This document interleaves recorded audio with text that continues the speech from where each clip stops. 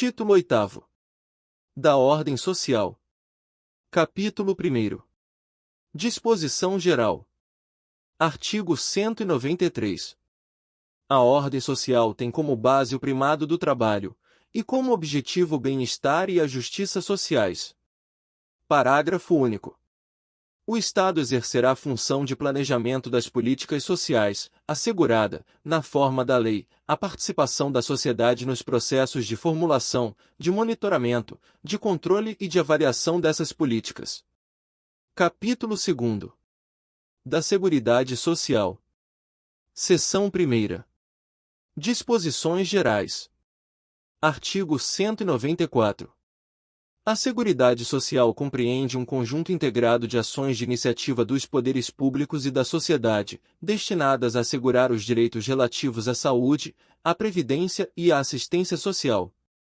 Parágrafo único. Compete ao poder público, nos termos da lei, organizar a Seguridade Social, com base nos seguintes objetivos. Primeira, universalidade da cobertura e do atendimento. Segunda, uniformidade e equivalência dos benefícios e serviços às populações urbanas e rurais. Terceira, seletividade e distributividade na prestação dos benefícios e serviços. Quarta, irredutibilidade do valor dos benefícios. V. Equidade na forma de participação no custeio. Sexta, diversidade da base de financiamento, identificando-se, em rubricas contábeis específicas para cada área, as receitas e as despesas vinculadas a ações de saúde, previdência e assistência social, preservado o caráter contributivo da previdência social. Sétima, caráter democrático e descentralizado da administração, mediante gestão quadripartite, com participação dos trabalhadores, dos empregadores, dos aposentados e do governo nos órgãos colegiados. Artigo 195. A Seguridade Social será financiada por toda a sociedade, de forma direta e indireta, nos termos da lei, mediante recursos provenientes dos orçamentos da União, dos Estados, do Distrito Federal e dos municípios, e das seguintes contribuições sociais. Primeiro, do empregador, da empresa e da entidade a ela equiparada na forma da lei, incidente sobre a folha de salários e demais rendimentos do trabalho pagos ou creditados, a qualquer título, à pessoa física que lhe preste serviço, mesmo sem vínculo empregatício. B. A receita ou o faturamento. C. O lucro. Segunda, do trabalhador e dos demais segurados da Previdência Social, podendo ser adotadas alíquotas progressivas de acordo com o valor do salário de contribuição, não incidindo contribuição sobre aposentadoria e pensão concedidas pelo Regime Geral de Previdência Social. Terceira, sobre a receita de concursos de prognósticos. Quarta, do importador de bens ou serviços do exterior, ou de quem a lei a ele equiparar. V. Sobre bens e serviços, nos termos de lei complementar.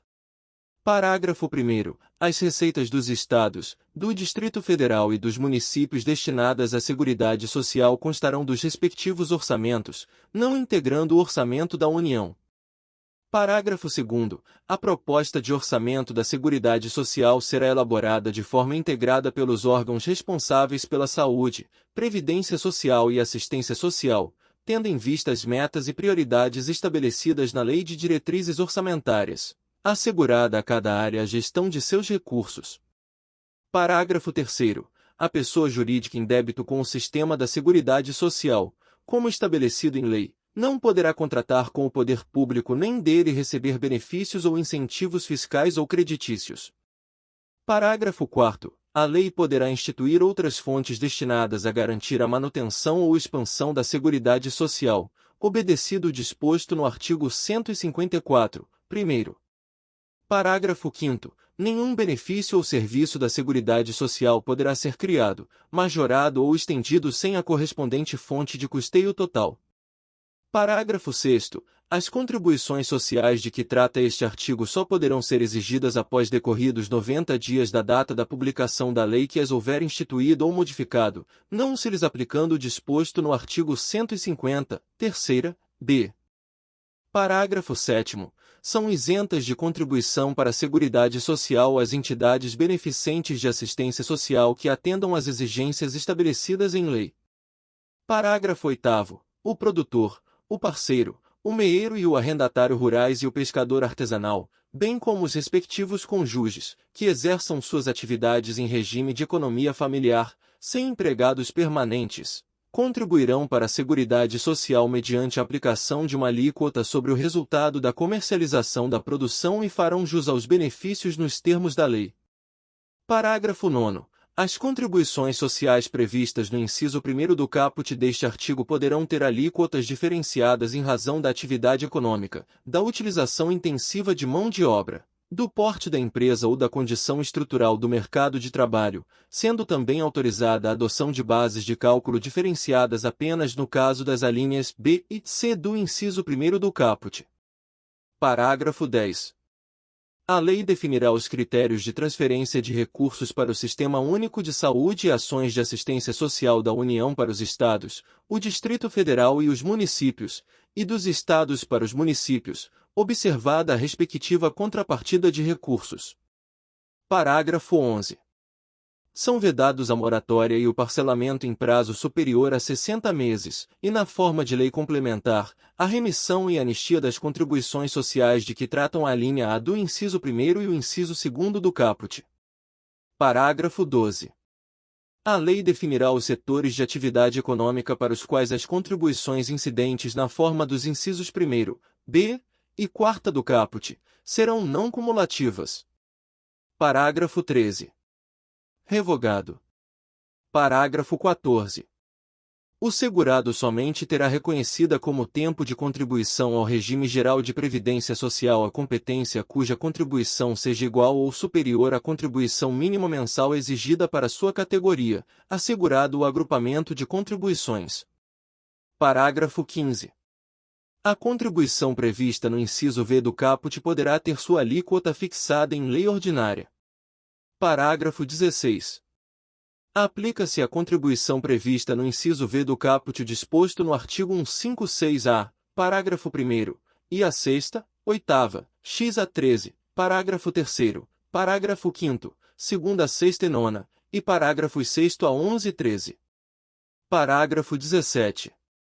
A contribuição prevista no inciso V do caput não integrará sua própria base de cálculo nem a dos tributos previstos nos artigos 153, 8ª, 156-A e 195, 1º, B e 4ª, e da contribuição para o Programa de Integração Social de que trata o artigo 239. Parágrafo 18. Lei estabelecerá as hipóteses de devolução da contribuição prevista no inciso V do caput a pessoas físicas, inclusive em relação a limites e beneficiários, com o objetivo de reduzir as desigualdades de renda. Parágrafo 19. A devolução de que trata o parágrafo 18 não será computada na receita corrente líquida da União para os fins do disposto nos artigos 100, parágrafo 15, 166, parágrafos 9, 12 e 17, e 198, parágrafo 2º. Seção 2ª. Da saúde. Artigo 196. A saúde é direito de todos e dever do Estado, garantido mediante políticas sociais e econômicas que visem a redução do risco de doença e de outros agravos e ao acesso universal e igualitário às ações e serviços para sua promoção, proteção e recuperação. Artigo 197. São de relevância pública as ações e serviços de saúde, cabendo ao poder público dispor, nos termos da lei, sobre sua regulamentação, fiscalização e controle, devendo sua execução ser feita diretamente ou através de terceiros, e também, por pessoa física ou jurídica de direito privado. Artigo 198. As ações e serviços públicos de saúde integram uma rede regionalizada e hierarquizada e constituem um sistema único, organizado de acordo com as seguintes diretrizes. Primeiro, descentralização, com direção única em cada esfera de governo. Segunda, atendimento integral, com prioridade para as atividades preventivas, sem prejuízo dos serviços assistenciais. Terceira, participação da comunidade. Parágrafo 1º. o Sistema Único de Saúde será financiado, nos termos do artigo 195, com recursos do Orçamento da Seguridade Social, da União, dos Estados, do Distrito Federal e dos municípios, além de outras fontes. Parágrafo 2º. A União, os Estados, o Distrito Federal e os municípios aplicarão, anualmente, em ações e serviços públicos de saúde recursos mínimos derivados da aplicação de percentuais calculados sobre: primeiro, no caso da União, a receita corrente líquida do respectivo exercício financeiro, não podendo ser inferior a 15%. Segunda, no caso dos Estados e do Distrito Federal, o produto da arrecadação dos impostos a que se referem os artigos 155 e 156-A e dos recursos de que tratam os artigos 157 e 159, primeira, A, e segunda, deduzidas as parcelas que forem transferidas aos respectivos municípios. Segunda, no caso dos Estados e do Distrito Federal, o produto da arrecadação dos impostos a que se referem os artigos 155 e 156-A e dos recursos de que tratam os artigos 157 e 159, primeiro, A, e segunda, deduzidas as parcelas que forem transferidas aos respectivos municípios. Parágrafo 3º. Lei complementar, que será reavaliada pelo menos a cada 5 anos, estabelecerá: i. Os percentuais de que tratam os incisos 2ª e 3ª do parágrafo 2º. Segunda, os critérios de rateio dos recursos da União vinculados à saúde destinados aos Estados, ao Distrito Federal e aos municípios, e dos Estados destinados a seus respectivos municípios, objetivando a progressiva redução das disparidades regionais. Terceira, as normas de fiscalização, avaliação e controle das despesas com saúde nas esferas federal, estadual, distrital e municipal. Quarta, revogado. Parágrafo 4º. Os gestores locais do Sistema Único de Saúde poderão admitir agentes comunitários de saúde e agentes de combate às endemias por meio de processo seletivo público, de acordo com a natureza e complexidade de suas atribuições e requisitos específicos para sua atuação. Parágrafo 5º. Lei Federal disporá sobre o regime jurídico, o piso salarial profissional nacional, as diretrizes para os planos de carreira e a regulamentação das atividades de agente comunitário de saúde e agente de combate às endemias, competindo à União, nos termos da lei, prestar assistência financeira complementar aos Estados, ao Distrito Federal e aos municípios, para o cumprimento do referido piso salarial.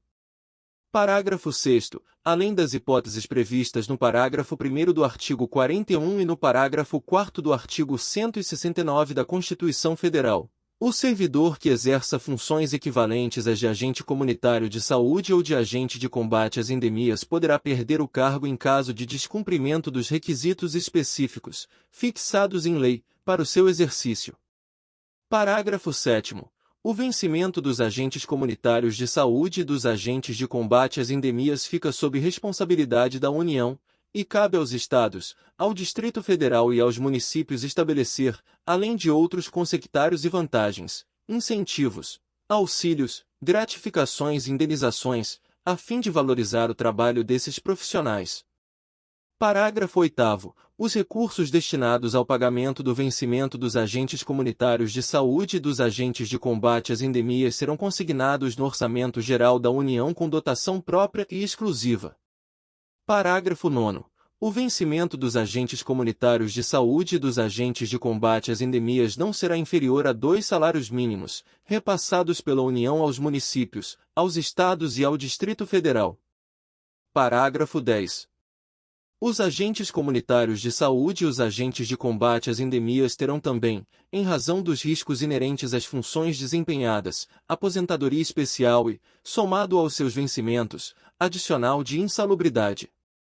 Parágrafo 11º.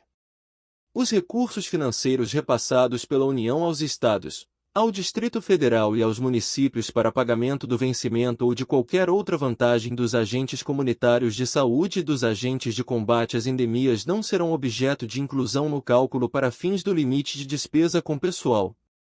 Parágrafo 12º. Lei Federal instituirá pisos salariais profissionais nacionais para o enfermeiro, o técnico de enfermagem, o auxiliar de enfermagem e a parteira, a serem observados por pessoas jurídicas de direito público e de direito privado. Parágrafo 13. A União, os Estados, o Distrito Federal e os municípios, até o final do exercício financeiro em que for publicada a lei de que trata o parágrafo 12 deste artigo, adequarão a remuneração dos cargos ou dos respectivos planos de carreiras, quando houver, de modo a atender aos pisos estabelecidos para cada categoria profissional. Parágrafo 14. Compete à União, nos termos da lei, prestar assistência financeira complementar aos Estados, ao Distrito Federal e aos municípios e às entidades filantrópicas, bem como aos prestadores de serviços contratualizados que atendam, no mínimo, 60% de seus pacientes pelo Sistema Único de Saúde, para o cumprimento dos pisos salariais de que trata o parágrafo 12 deste artigo. Parágrafo 15. Os recursos federais destinados aos pagamentos da assistência financeira complementar aos Estados, ao Distrito Federal e aos municípios e às entidades filantrópicas, bem como aos prestadores de serviços contratualizados que atendam, no mínimo, 60% de seus pacientes pelo Sistema Único de Saúde, para o cumprimento dos pisos salariais de que trata o parágrafo 12 deste artigo serão consignados no Orçamento Geral da União com dotação própria e exclusiva. Artigo 199. A assistência à saúde é livre à iniciativa privada. Parágrafo 1º. As instituições privadas poderão participar de forma complementar do Sistema Único de Saúde, segundo diretrizes deste, mediante contrato de direito público ou convênio, tendo preferência às entidades filantrópicas e às sem fins lucrativos. Parágrafo 2º. É vedada a destinação de recursos públicos para auxílios ou subvenções às instituições privadas com fins lucrativos. Parágrafo 3º. É vedada a participação direta ou indireta de empresas ou capitais estrangeiros na assistência à saúde no país, salvo nos casos previstos em lei. Parágrafo 4º. A lei disporá sobre as condições e os requisitos que facilitem a remoção de órgãos, tecidos e substâncias humanas para fins de transplante, pesquisa e tratamento, bem como a coleta, processamento e transfusão de sangue e seus derivados, sendo vedado todo tipo de comercialização. Artigo 200. Ao Sistema Único de Saúde compete, além de outras atribuições, nos termos da lei. Primeiro, controlar e fiscalizar procedimentos, produtos e substâncias de interesse para a saúde e participar da produção de medicamentos, equipamentos, imunobiológicos, hemoderivados e outros insumos. Segunda, executar as ações de vigilância sanitária e epidemiológica, bem como as de saúde do trabalhador. Terceira, ordenar a formação de recursos humanos na área de saúde. Quarta, participar da formulação da política e da execução das ações de saneamento básico.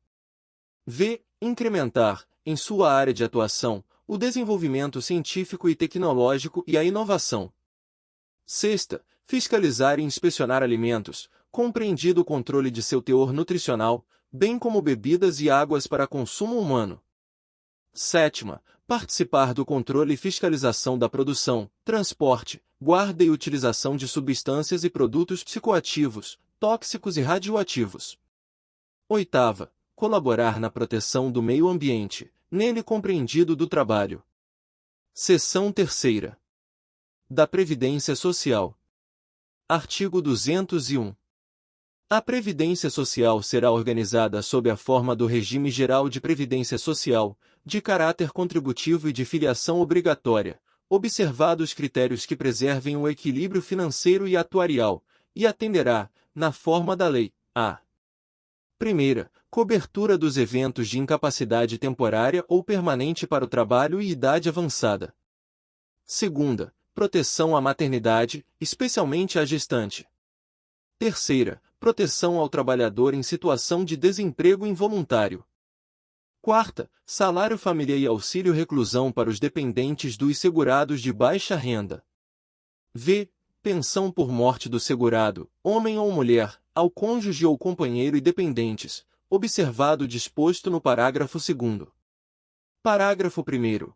é vedada a adoção de requisitos ou critérios diferenciados para a concessão de benefícios, ressalvada, nos termos de lei complementar, a possibilidade de previsão de idade e tempo de contribuição distintos da regra geral para a concessão de aposentadoria exclusivamente em favor dos segurados. Primeiro, com deficiência, previamente submetidos à avaliação biopsicossocial realizada por equipe multiprofissional e interdisciplinar. Segunda, cujas atividades sejam exercidas com efetiva exposição a agentes químicos, físicos e biológicos prejudiciais à saúde, ou associação desses agentes, vedada a caracterização por categoria profissional ou ocupação. Parágrafo 2º. Nenhum benefício que substitua o salário de contribuição ou o rendimento do trabalho do segurado terá valor mensal inferior ao salário mínimo. Parágrafo 3º. Todos os salários de contribuição considerados para o cálculo de benefício serão devidamente atualizados, na forma da lei.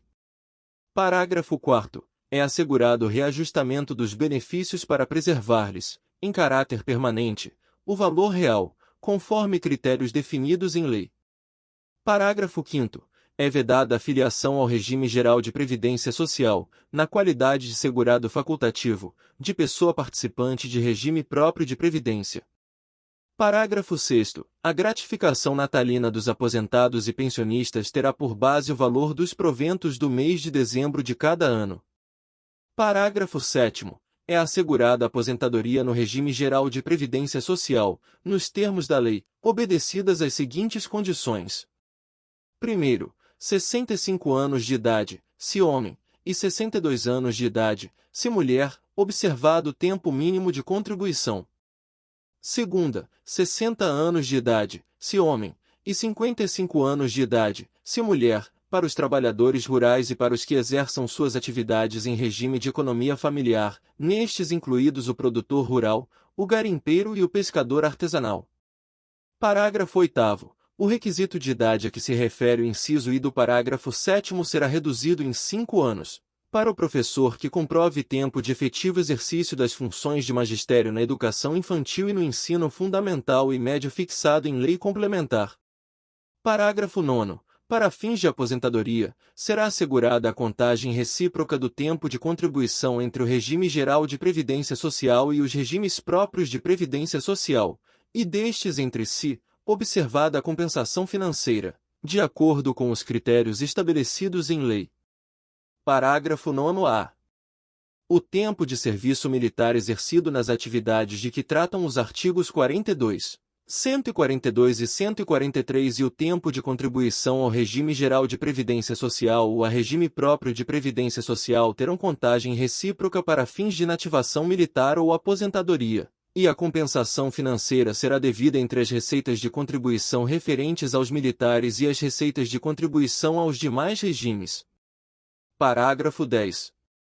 Lei complementar poderá disciplinar a cobertura de benefícios não programados, inclusive os decorrentes de acidente do trabalho, a ser atendida concorrentemente pelo regime geral de previdência social e pelo setor privado. Parágrafo 11. Os ganhos habituais do empregado, a qualquer título, serão incorporados ao salário para efeito de contribuição previdenciária e consequente repercussão em benefícios, nos casos e na forma da lei. Parágrafo 12. Lei instituirá sistema especial de inclusão previdenciária, com alíquotas diferenciadas, para atender aos trabalhadores de baixa renda, inclusive os que se encontram em situação de informalidade, e aqueles sem renda própria que se dediquem exclusivamente ao trabalho doméstico no âmbito de sua residência, desde que pertencentes a famílias de baixa renda. Parágrafo 13. A aposentadoria concedida ao segurado de que trata o parágrafo 12 terá valor de um salário mínimo. Parágrafo 14. É vedada a contagem de tempo de contribuição fictício para efeito de concessão dos benefícios previdenciários e de contagem recíproca. Parágrafo 15. Lei complementar estabelecerá vedações, regras e condições para a acumulação de benefícios previdenciários. Parágrafo 16. Os empregados dos consórcios públicos, das empresas públicas, das sociedades de economia mista e das suas subsidiárias serão aposentados compulsoriamente, observado o cumprimento do tempo mínimo de contribuição, ao atingir a idade máxima de que trata o inciso 2º do parágrafo 1º do artigo 40, na forma estabelecida em lei. Artigo 202.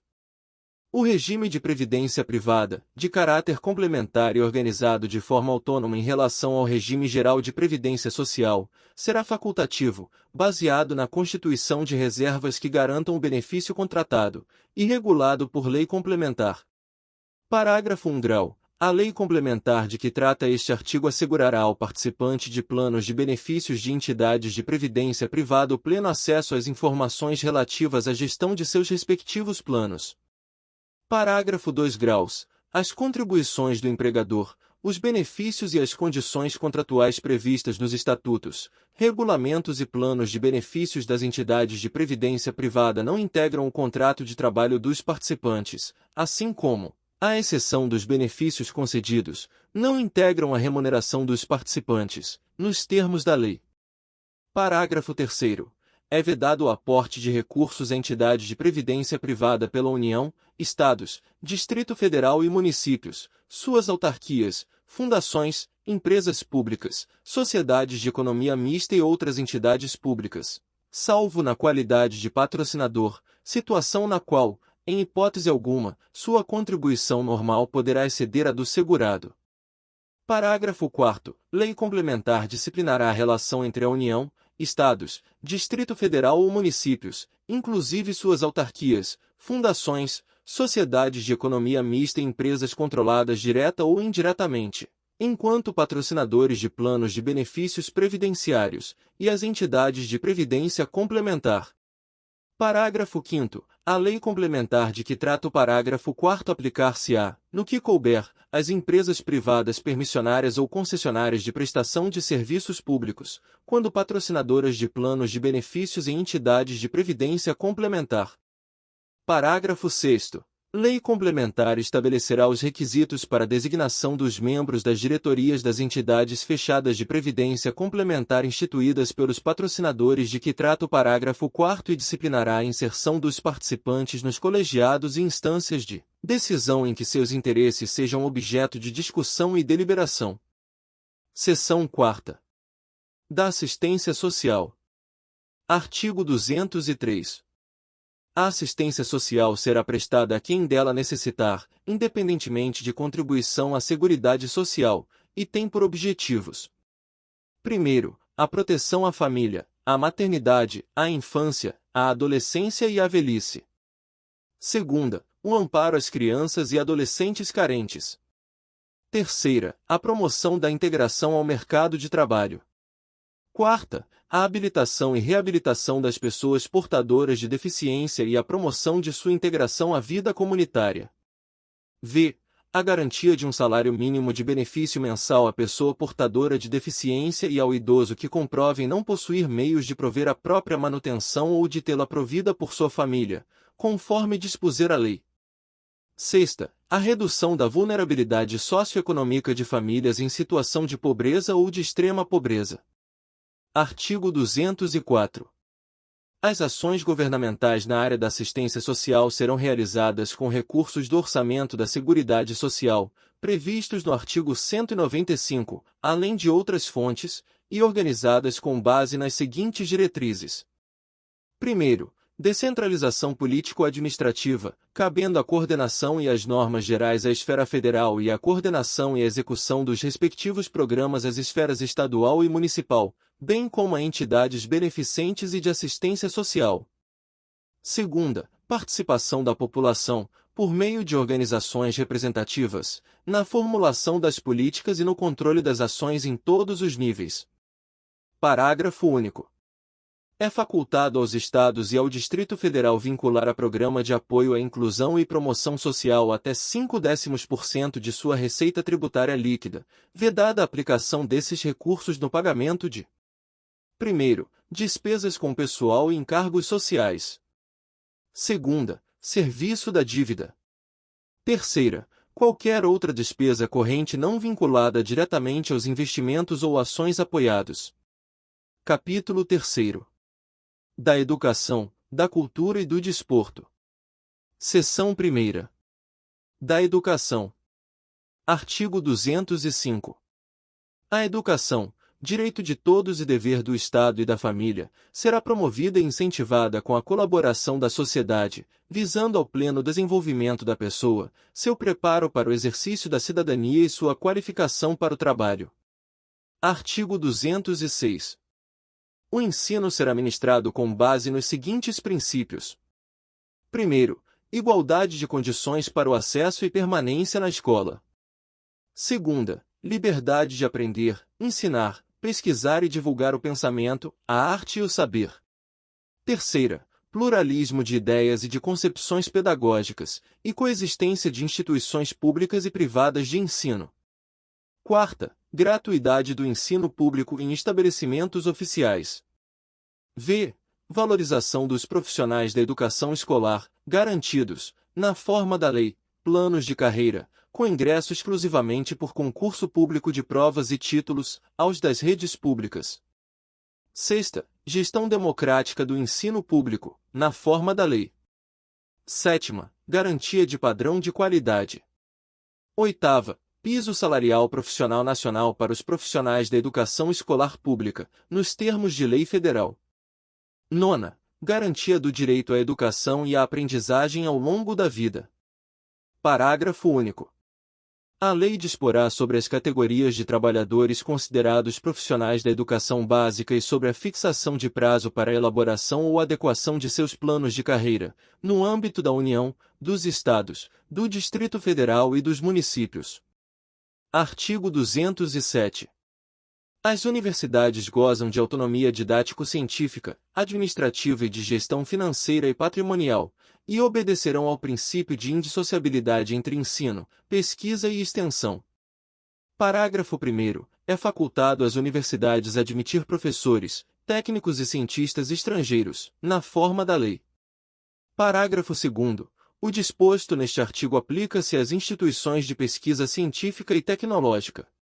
Artigo 208. O dever do Estado com a educação será efetivado mediante a garantia de: primeiro, educação básica obrigatória e gratuita dos 4 aos 17 anos de idade, assegurada inclusive sua oferta gratuita para todos os que a ela não tiveram acesso na idade própria. Segunda, progressiva universalização do ensino médio gratuito. Terceira, atendimento educacional especializado aos portadores de deficiência, preferencialmente na rede regular de ensino. Quarta, educação infantil, em creche e pré-escola, às crianças até 5 anos de idade. V. Acesso aos níveis mais elevados do ensino, da pesquisa e da criação artística, segundo a capacidade de cada um. Sexta, oferta de ensino noturno regular, adequado às condições do educando. Sétima, atendimento ao educando, em todas as etapas da educação básica, por meio de programas suplementares de material didático escolar, transporte, alimentação e assistência à saúde. Parágrafo 1º. O acesso ao ensino obrigatório e gratuito é direito público subjetivo. Parágrafo 2º. O não oferecimento do ensino obrigatório pelo poder público, ou sua oferta irregular, importa a responsabilidade da autoridade competente. Parágrafo 3º. Compete ao poder público recensear os educandos no ensino fundamental, fazer-lhes a chamada e zelar, junto aos pais ou responsáveis, pela frequência à escola. Artigo 209. O ensino é livre à iniciativa privada, atendidas as seguintes condições. Primeiro, cumprimento das normas gerais da educação nacional. Segunda, autorização e avaliação de qualidade pelo poder público. Artigo 210. Serão fixados conteúdos mínimos para o ensino fundamental, de maneira a assegurar formação básica comum e respeito aos valores culturais e artísticos, nacionais e regionais. Parágrafo 1º. O ensino religioso, de matrícula facultativa, constituirá a disciplina dos horários normais das escolas públicas de ensino fundamental. Parágrafo 2º. O ensino fundamental regular será ministrado em língua portuguesa, assegurada às comunidades indígenas também a utilização de suas línguas maternas e processos próprios de aprendizagem. Artigo 211. A União, os Estados, o Distrito Federal e os municípios organizarão em regime de colaboração seus sistemas de ensino. Parágrafo 1º. A União organizará o Sistema Federal de Ensino e o dos territórios, financiará as instituições de ensino públicas federais e exercerá, em matéria educacional, função redistributiva e supletiva, de forma a garantir equalização de oportunidades educacionais e padrão mínimo de qualidade do ensino mediante assistência técnica e financeira aos Estados, ao Distrito Federal e aos municípios. Parágrafo 2º. Os municípios atuarão prioritariamente no ensino fundamental e na educação infantil. Parágrafo 3º. Os Estados e o Distrito Federal atuarão prioritariamente no ensino fundamental e médio. Parágrafo 4º. Na organização de seus sistemas de ensino, a União, os Estados, o Distrito Federal e os municípios definirão formas de colaboração, de forma a assegurar a universalização, a qualidade e a equidade do ensino obrigatório. Parágrafo 5º. A educação básica pública atenderá prioritariamente ao ensino regular. Parágrafo 6º. A União, os Estados, o Distrito Federal e os municípios exercerão ação redistributiva em relação às suas escolas. Parágrafo 7º.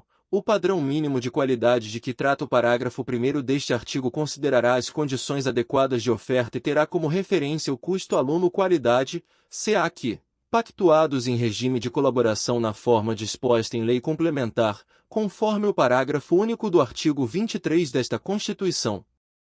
Artigo 212. A União aplicará, anualmente, nunca menos de 18, e os Estados, o Distrito Federal e os municípios 25%, no mínimo, da receita resultante de impostos, compreendida proveniente de transferências, na manutenção e desenvolvimento do ensino. Parágrafo 1º. A parcela da arrecadação de impostos transferida pela União aos Estados, ao Distrito Federal e aos municípios, ou pelos Estados aos respectivos municípios, não é considerada, para efeito do cálculo previsto neste artigo, receita do governo que a transferir. Parágrafo 2º. Para efeito do cumprimento do disposto no caput deste artigo, serão considerados os sistemas de ensino federal, estadual e municipal e os recursos aplicados na forma do artigo 213. Parágrafo 3º. A distribuição dos recursos públicos assegurará prioridade ao atendimento das necessidades do ensino obrigatório, no que se refere à universalização, garantia de padrão de qualidade e equidade, nos termos do Plano Nacional de Educação. Parágrafo 4º. Os programas suplementares de alimentação e assistência à saúde previstos no artigo 208, 7ª, serão financiados com recursos provenientes de contribuições sociais e outros recursos orçamentários. Parágrafo 5º. A educação básica pública terá como fonte adicional de financiamento a contribuição social do salário-educação, recolhida pelas empresas na forma da lei. Parágrafo 6º. As cotas estaduais e municipais da arrecadação da contribuição social do salário-educação serão distribuídas proporcionalmente ao número de alunos matriculados na educação básica nas respectivas redes públicas de ensino. Parágrafo 7º. É vedado o uso dos recursos referidos no caput nos parágrafos 5º e 6º deste artigo para pagamento de aposentadorias e de pensões. Parágrafo 8º. Na hipótese de extinção ou de substituição de impostos, serão redefinidos os percentuais referidos no caput deste artigo e no inciso 2º do caput do artigo 212-A, de modo que resultem recursos vinculados à manutenção e ao desenvolvimento do ensino, bem como os recursos subvinculados aos fundos de que trata o artigo 212-A desta Constituição, em aplicações equivalentes às anteriormente praticadas.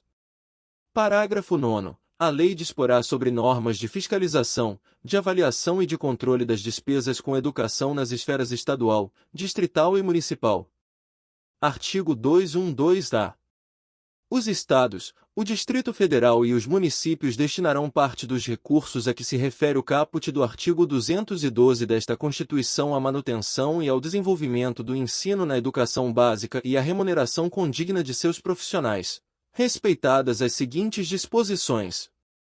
Primeiro, a distribuição dos recursos e de responsabilidades entre o Distrito Federal, os Estados e seus municípios é assegurada mediante a instituição, no âmbito de cada Estado e do Distrito Federal, de um Fundo de Manutenção e Desenvolvimento da Educação Básica e de Valorização dos Profissionais da Educação, Fundeb, de natureza contábil.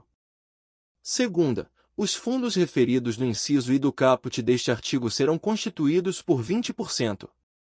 A. Das parcelas dos estados no imposto de que trata o artigo 156 da. B. Da parcela do Distrito Federal no imposto de que trata o artigo 156-A, relativa ao exercício de sua competência estadual, nos termos do artigo 156-A, parágrafo 2º, e C. Dos recursos a que se referem os incisos 1º, 2º e 3º do caput do artigo 155, o inciso 2º do caput do artigo 157, os incisos 2º, 3ª e 4ª do caput do artigo 158 e as alíneas A e B do inciso 1º e o inciso 2º do caput do artigo 159 desta Constituição. Terceira, os recursos referidos no inciso 2º do caput deste artigo serão distribuídos entre cada estado e seus municípios, proporcionalmente ao número de alunos das diversas etapas e modalidades da educação básica presencial matriculados nas respectivas redes, nos âmbitos de atuação prioritária, conforme estabelecido nos parágrafos 2º e 3º do artigo 211 desta Constituição, observadas as ponderações referidas na linha A do inciso X do caput e no parágrafo 2º deste artigo. Quarta, a União complementará os recursos dos fundos a que se refere o inciso 2º do caput deste artigo. V. A complementação da União será equivalente a, no mínimo, 23% do total de recursos a que se refere o inciso 2º do caput deste artigo, distribuída da seguinte forma: a. 10 pontos percentuais no âmbito de cada Estado e do Distrito Federal, sempre que o valor anual por aluno, VAF, nos termos do inciso 3º do caput deste artigo, não alcançar o mínimo definido nacionalmente. B. No mínimo, 10,5 pontos percentuais em cada rede pública de ensino municipal, estadual ou distrital, sempre que o valor anual total por aluno, VAT, referido no inciso 6º do caput deste artigo, não alcançar o mínimo definido nacionalmente. C. 2,5 pontos percentuais nas redes públicas que, cumpridas condicionalidades de melhoria de gestão previstas em lei, alcançarem evolução de indicadores a serem definidos, de atendimento e melhoria da aprendizagem com redução das desigualdades, nos termos do Sistema Nacional de Avaliação da Educação Básica. Sexta, o VAT será calculado, na forma da lei de que trata o inciso X do caput deste artigo, com base nos recursos a que se refere o inciso 2º do caput deste artigo, acrescidos de outras receitas e de transferências vinculadas à educação, observado o disposto no parágrafo 1º e consideradas as matrículas nos termos do inciso 3º do caput deste artigo. Sétima, os recursos de que tratam os incisos 2º e 4º do caput deste artigo serão aplicados pelos estados e pelos municípios exclusivamente nos respectivos âmbitos de atuação prioritária, conforme estabelecido nos parágrafos 2º e 3º do artigo 211 desta Constituição. Oitava, a vinculação de recursos à manutenção e ao desenvolvimento do ensino estabelecida no artigo 212 desta Constituição suportará, no máximo, 30% da complementação da União, considerados para os fins deste inciso os valores previstos no inciso V do caput deste artigo.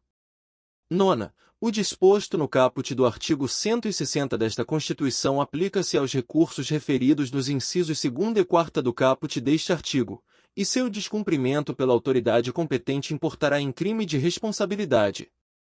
X. A lei disporá, observadas as garantias estabelecidas nos incisos I, 2ª, 3ª e 4ª do caput e no parágrafo 1º do artigo 208 e as metas pertinentes do Plano Nacional de Educação, nos termos previstos no artigo 214 desta Constituição, sobre a organização dos fundos referidos no inciso I do caput deste artigo e a distribuição proporcional de seus recursos, as diferenças e as ponderações quanto ao valor anual por aluno entre etapas, modalidades, duração da jornada e tipos de estabelecimento de ensino, observados as respectivas especificidades e os insumos necessários para a garantia de sua qualidade. B. A forma de cálculo do VAS decorrente do inciso 3º do caput deste artigo e do VAT referido no inciso 6º do caput deste artigo. C. A forma de cálculo para distribuição prevista na linha C do inciso V do caput deste artigo.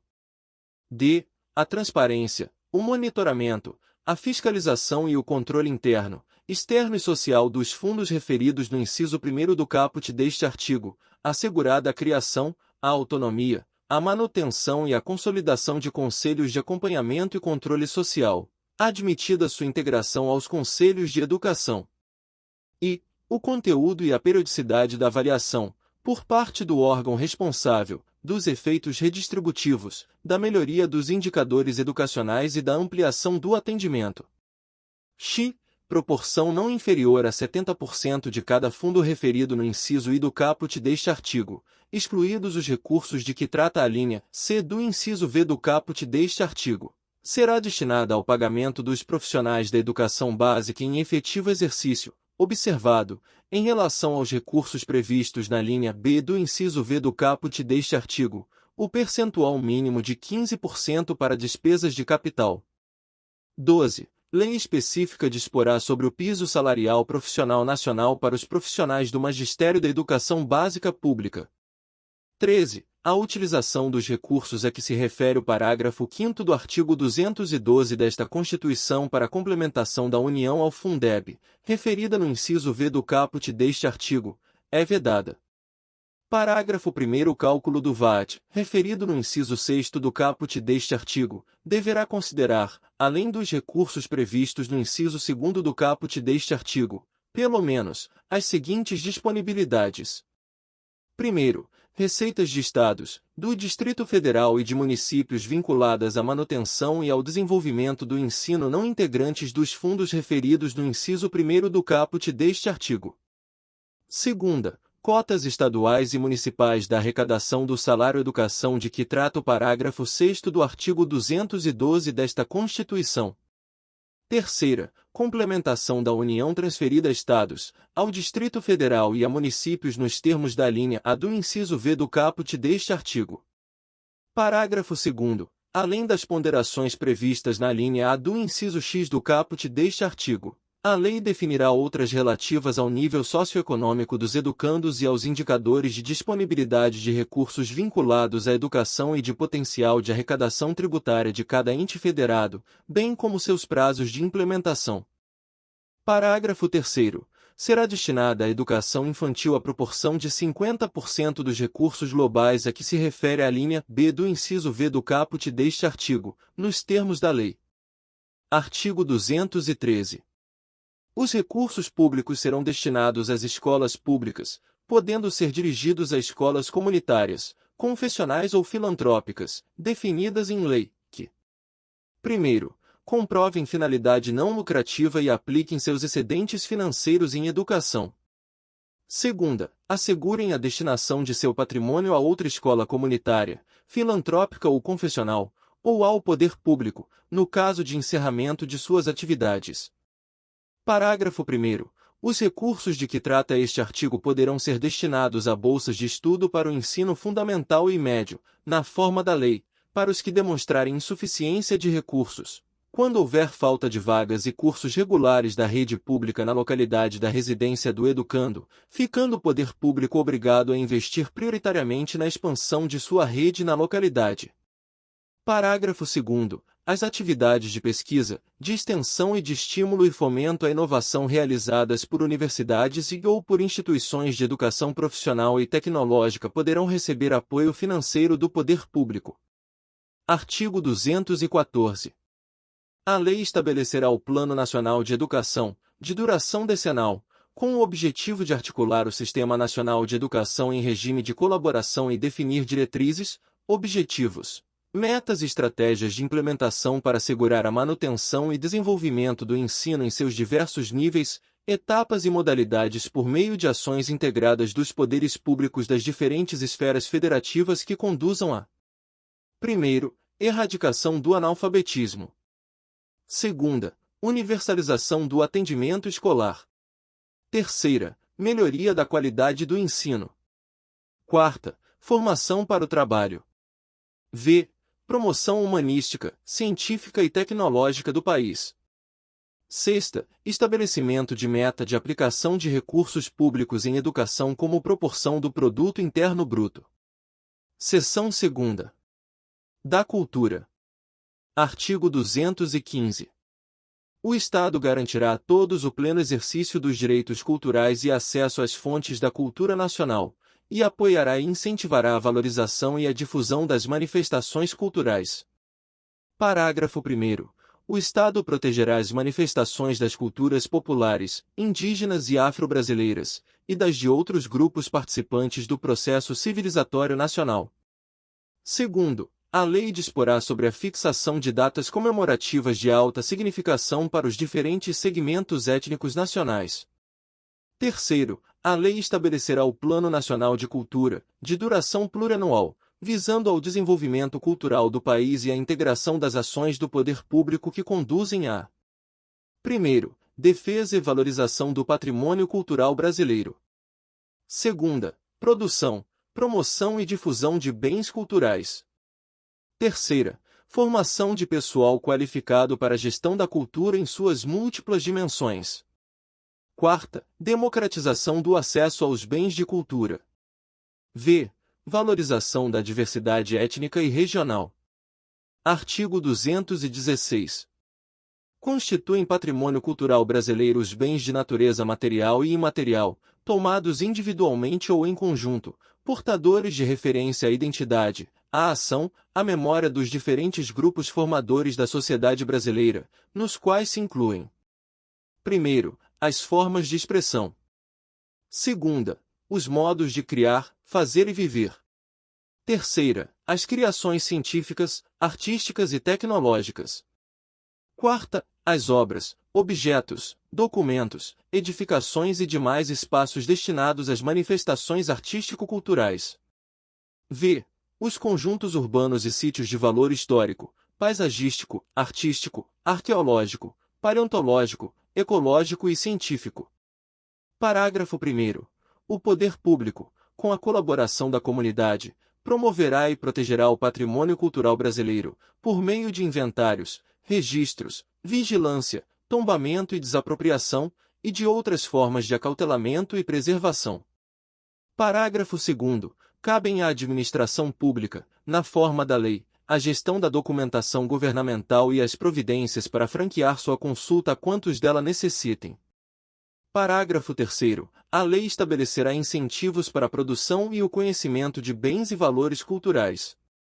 Parágrafo 4º. Os danos e ameaças ao patrimônio cultural serão punidos, na forma da lei.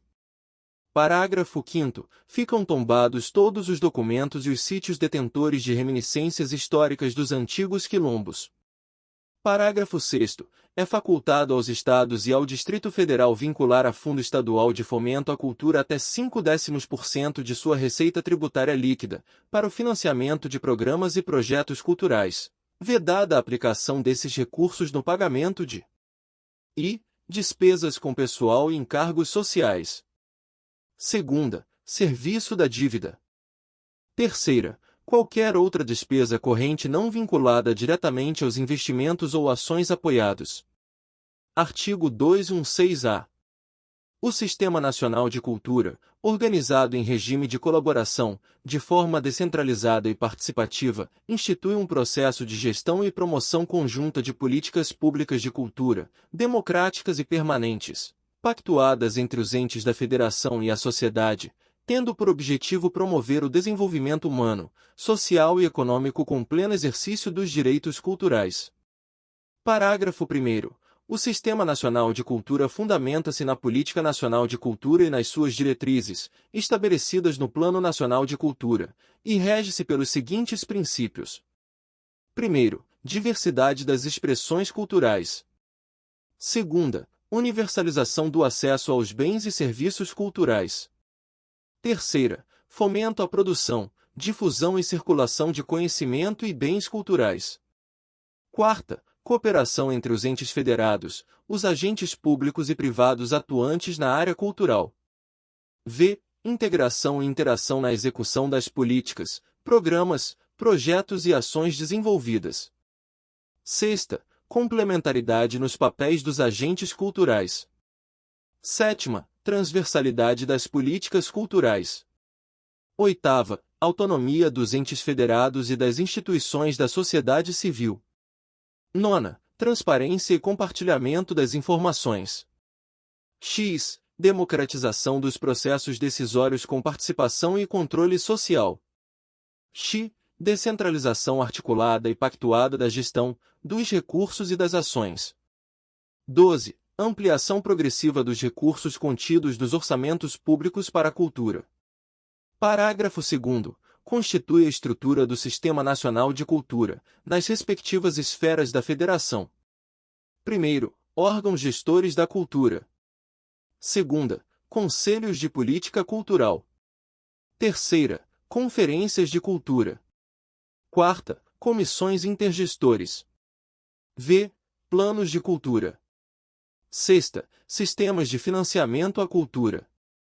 7ª. Sistemas de informações e indicadores culturais. 8ª. Programas de formação na área da cultura. E 9ª. Sistemas setoriais de cultura. Parágrafo 3º. Lei Federal disporá sobre a regulamentação do Sistema Nacional de Cultura, bem como de sua articulação com os demais sistemas nacionais ou políticas setoriais de governo. Parágrafo 4º. Os Estados, o Distrito Federal e os municípios organizarão seus respectivos sistemas de cultura em leis próprias. Seção 3ª.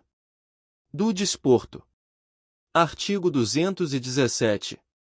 É dever do Estado fomentar práticas desportivas formais e não formais, como direito de cada um, observados: 1º, a autonomia das entidades desportivas dirigentes e associações, quanto à sua organização e funcionamento. 2ª, a destinação de recursos públicos para a promoção prioritária do desporto educacional e, em casos específicos, para a do desporto de alto rendimento. 3ª, o tratamento diferenciado para o desporto profissional e o não profissional. 4ª, a proteção e o incentivo às manifestações desportivas de criação nacional. Parágrafo 1º. O Poder Judiciário só admitirá ações relativas à disciplina e às competições desportivas após esgotarem-se as instâncias da Justiça Desportiva, regulada em lei. Parágrafo 2º. A Justiça Desportiva terá o prazo máximo de 60 dias, contados da instauração do processo, para proferir decisão final. Parágrafo 3º. O poder público incentivará o lazer, como forma de promoção social. Capítulo 4. Da Ciência, Tecnologia e Inovação. Artigo 218. O Estado promoverá e incentivará o desenvolvimento científico, a pesquisa, a capacitação científica e tecnológica e a inovação. Parágrafo 1º. A pesquisa científica básica e tecnológica receberá tratamento prioritário do Estado, tendo em vista o bem público e o progresso da ciência, tecnologia e inovação. Parágrafo 2º. A pesquisa tecnológica voltar-se-á preponderantemente para a solução dos problemas brasileiros e para o desenvolvimento do sistema produtivo nacional e regional. Parágrafo 3º. O Estado apoiará a formação de recursos humanos nas áreas de ciência, pesquisa, tecnologia e inovação, inclusive por meio do apoio às atividades de extensão tecnológica, e concederá aos que delas se ocupem meios e condições especiais de trabalho. Parágrafo 4º. A lei apoiará e estimulará as empresas que invistam em pesquisa, criação de tecnologia adequada ao país, formação e aperfeiçoamento de seus recursos humanos e que pratiquem sistemas de remuneração que assegurem ao empregado, desvinculada do salário, participação nos ganhos econômicos resultantes da produtividade de seu trabalho. Parágrafo 5º. É facultado aos Estados e ao Distrito Federal vincular parcela de sua receita orçamentária a entidades públicas de fomento ao ensino e à pesquisa científica e tecnológica. Parágrafo 6º. O Estado, na execução das atividades previstas no caput, estimulará a articulação entre entes, tanto públicos quanto privados, nas diversas esferas de governo. Parágrafo 7º. O Estado promoverá e incentivará a atuação no exterior das instituições públicas de ciência, tecnologia e inovação, com vistas à execução das atividades previstas no caput. Artigo 219. O mercado interno integra o patrimônio nacional e será incentivado de modo a viabilizar o desenvolvimento cultural e socioeconômico, o bem-estar da população e a autonomia tecnológica do país, nos termos de lei federal. Parágrafo único.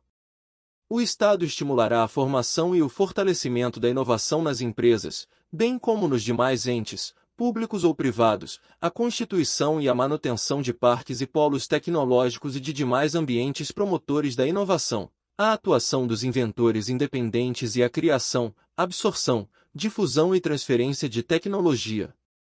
Artigo 219-A. A União, os Estados, o Distrito Federal e os municípios poderão firmar instrumentos de cooperação com órgãos e entidades públicos e com entidades privadas, inclusive para o compartilhamento de recursos humanos especializados e capacidade instalada, para a execução de projetos de pesquisa, de desenvolvimento científico e tecnológico e de inovação, mediante contrapartida financeira ou não financeira assumida pelo ente beneficiário, na forma da lei. Artigo 219-B. O Sistema Nacional de Ciência, Tecnologia e Inovação, STI, será organizado em regime de colaboração entre entes, tanto públicos quanto privados, com vistas a promover o desenvolvimento científico e tecnológico e a inovação. Parágrafo 1º. Lei Federal disporá sobre as normas gerais do STI. Parágrafo 2º. Os Estados, o Distrito Federal e os municípios legislarão concorrentemente sobre suas peculiaridades. Capítulo V. Da Comunicação Social. Artigo 220. A manifestação do pensamento, a criação, a expressão e a informação, sob qualquer forma, processo ou veículo não sofrerão qualquer restrição, observado o disposto nesta Constituição. Parágrafo 1º. Nenhuma lei conterá dispositivo que possa constituir embaraço à plena liberdade de informação jornalística em qualquer veículo de comunicação social, observado o disposto no artigo 5º, 4ª, v, x, 13 e 14. Parágrafo 2º. É vedada toda e qualquer censura de natureza política, ideológica e artística. Parágrafo 3º. Compete à lei federal. 1º. Regular as diversões e espetáculos públicos, cabendo ao poder público informar sobre a natureza deles, as faixas etárias a que não se recomendem, locais e horários em que sua apresentação se mostre inadequada. 2ª, estabelecer os meios legais que garantam à pessoa e à família a possibilidade de se defenderem de programas ou programações de rádio e televisão que contrariem o disposto no artigo 221, bem como da propaganda de produtos, práticas e serviços que possam ser nocivos à saúde e ao meio ambiente. Parágrafo 4º. A propaganda comercial de tabaco, bebidas alcoólicas, agrotóxicos, medicamentos e terapias estará sujeita a restrições legais, nos termos do inciso 2º do parágrafo anterior, e conterá, sempre que necessário, advertência sobre os malefícios decorrentes de seu uso. Parágrafo 5º. Os meios de comunicação social não podem, direta ou indiretamente, ser objeto de monopólio ou oligopólio. Parágrafo 6º. A publicação de veículo impresso de comunicação independe de licença de autoridade. Artigo 221. A produção e a programação das emissoras de rádio e televisão atenderão aos seguintes princípios. 1º. Preferência a finalidades educativas, artísticas, culturais e informativas. 2ª. Promoção da cultura nacional e regional e estímulo à produção independente que objetive sua divulgação. 3ª, regionalização da produção cultural, artística e jornalística, conforme percentuais estabelecidos em lei.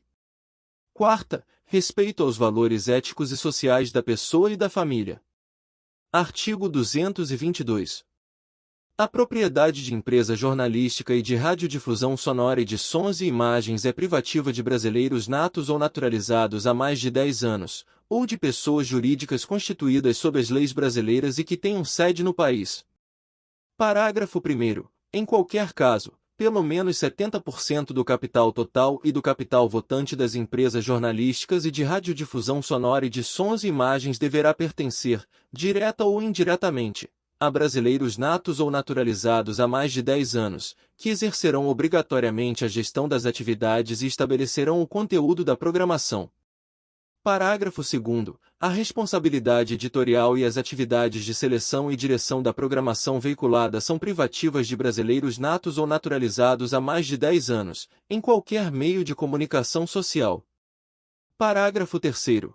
Os meios de comunicação social eletrônica, independentemente da tecnologia utilizada para a prestação do serviço, deverão observar os princípios enunciados no artigo 221, na forma de lei específica, que também garantirá a prioridade de profissionais brasileiros na execução de produções nacionais. Parágrafo 4º. Lei disciplinará a participação de capital estrangeiro nas empresas de que trata o parágrafo 1º. Parágrafo 5º. As alterações de controle societário das empresas de que trata o parágrafo 1º serão comunicadas ao Congresso Nacional. Artigo 223. Compete ao Poder Executivo outorgar e renovar concessão, permissão e autorização para o serviço de radiodifusão sonora e de sons e imagens, observado o princípio da complementaridade dos sistemas privado, público e estatal. Parágrafo 1º. O Congresso Nacional apreciará o ato no prazo do artigo 64, parágrafo 2º e parágrafo 4º, a contar do recebimento da mensagem. Parágrafo 2º. A não renovação da concessão ou permissão dependerá de aprovação de, no mínimo, 2/5 do Congresso Nacional, em votação nominal. Parágrafo 3º. O ato de outorga ou renovação somente produzirá efeitos legais após deliberação do Congresso Nacional, na forma dos parágrafos anteriores. Parágrafo 4º. O cancelamento da concessão ou permissão, antes de vencido o prazo, depende de decisão judicial. Parágrafo 5º. O prazo da concessão ou permissão será de 10 anos para as emissoras de rádio e de 15 para as de televisão. Artigo 224. Para os efeitos do disposto neste capítulo, o Congresso Nacional instituirá, como seu órgão auxiliar, o Conselho de Comunicação Social, na forma da lei. Capítulo 6º. Do Meio Ambiente. Artigo 225. Todos têm direito ao meio ambiente ecologicamente equilibrado, bem de uso comum do povo e essencial à sadia qualidade de vida, impondo-se ao poder público e à coletividade o dever de defendê-lo e preservá-lo para as presentes e futuras gerações. Parágrafo 1º. Para assegurar a efetividade desse direito, incumbe ao poder público: 1º, preservar e restaurar os processos ecológicos essenciais e prover o manejo ecológico das espécies e ecossistemas. 2º, preservar a diversidade e a integridade do patrimônio genético do país e fiscalizar as entidades dedicadas à pesquisa e manipulação de material genético. 3ª, definir, em todas as unidades da Federação, espaços territoriais e seus componentes a serem especialmente protegidos, sendo a alteração e a supressão permitidas somente através de lei, vedada qualquer utilização que comprometa a integridade dos atributos que justifiquem sua proteção. 4ª, exigir, na forma da lei, para instalação de obra ou atividade potencialmente causadora de significativa degradação do meio ambiente, estudo prévio de impacto ambiental, a que se dará publicidade. v. Controlar a produção, a comercialização e o emprego de técnicas, métodos e substâncias que comportem risco para a vida, a qualidade de vida e o meio ambiente. 6ª, promover a educação ambiental em todos os níveis de ensino e a conscientização pública para a preservação do meio ambiente. 7ª, proteger a fauna e a flora, vedadas, na forma da lei, as práticas que coloquem em risco sua função ecológica, provoquem a extinção de espécies ou submetam os animais à crueldade. 8ª, manter regime fiscal favorecido para os biocombustíveis e para o hidrogênio de baixa emissão de carbono, na forma de lei complementar, a fim de assegurar-lhes tributação inferior a incidente sobre os combustíveis fósseis, capaz de garantir diferencial competitivo em relação a estes, especialmente em relação às contribuições de que tratam o artigo 195, 1º, b, 4º e 5º. E o artigo 239 aos impostos a que se referem os artigos 155, 2ª, e 156-A. Parágrafo 2º. Aquele que explorar recursos minerais fica obrigado a recuperar o meio ambiente degradado, de acordo com solução técnica exigida pelo órgão público competente, na forma da lei. Parágrafo 3º. As condutas e atividades consideradas lesivas ao meio ambiente sujeitarão os infratores, pessoas físicas ou jurídicas, a sanções penais e administrativas, independentemente da obrigação de reparar os danos causados. Parágrafo 4º. A floresta amazônica brasileira, a Mata Atlântica, a Serra do Mar, O Pantanal mato-grossense e a zona costeira são patrimônio nacional e sua utilização far-se-á, na forma da lei, dentro de condições que assegurem a preservação do meio ambiente, inclusive quanto ao uso dos recursos naturais. Parágrafo 5º. São indisponíveis as terras devolutas ou arrecadadas pelos Estados, por ações discriminatórias, necessárias à proteção dos ecossistemas naturais. Parágrafo 6º. As usinas que operem com reator nuclear deverão ter sua localização definida em lei federal, sem o que não poderão ser instaladas. Parágrafo 7º. Para fins do disposto na parte final do inciso 7º do parágrafo 1º deste artigo, não se consideram cruéis as práticas desportivas que utilizem animais, desde que sejam manifestações culturais, conforme o parágrafo 1º do artigo 215 desta Constituição Federal, registradas como bem de natureza imaterial integrante do patrimônio cultural brasileiro, devendo ser regulamentadas por lei específica que assegure o bem-estar dos animais envolvidos. Capítulo 7º. Da família, da criança, do adolescente, do jovem e do idoso. Artigo 226. A família, base da sociedade, tem especial proteção do Estado. Parágrafo 1º. O casamento é civil e gratuita celebração. Parágrafo 2º. O casamento religioso tem efeito civil, nos termos da lei. Parágrafo 3º. Para efeito da proteção do Estado, é reconhecida a união estável entre o homem e a mulher como entidade familiar, devendo a lei facilitar sua conversão em casamento. Parágrafo 4º. Entende-se, também, como entidade familiar a comunidade formada por qualquer dos pais e seus descendentes. Parágrafo 5º. Os direitos e deveres referentes à sociedade conjugal são exercidos igualmente pelo homem e pela mulher. Parágrafo 6º. O casamento civil pode ser dissolvido pelo divórcio. Parágrafo 7º. Fundado nos princípios da dignidade da pessoa humana e da paternidade responsável, o planejamento familiar é livre decisão do casal, competindo ao Estado propiciar recursos educacionais e científicos para o exercício desse direito, vedada qualquer forma coercitiva por parte de instituições oficiais ou privadas. Parágrafo 8º. O Estado assegurará assistência à família na pessoa de cada um dos que a integram, criando mecanismos para coibir a violência no âmbito de suas relações. Artigo 227.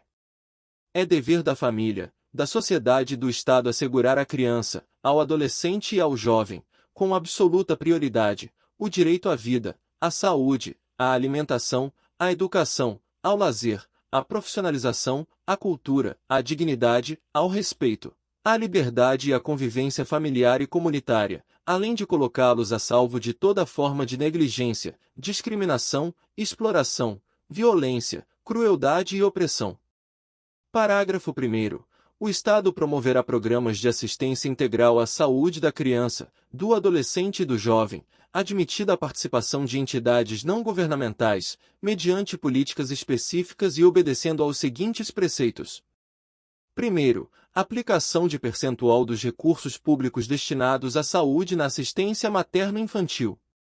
Segunda, criação de programas de prevenção e atendimento especializado para as pessoas portadoras de deficiência física, sensorial ou mental, bem como de integração social do adolescente e do jovem portador de deficiência, mediante o treinamento para o trabalho e a convivência, e a facilitação do acesso aos bens e serviços coletivos, com a eliminação de obstáculos arquitetônicos e de todas as formas de discriminação.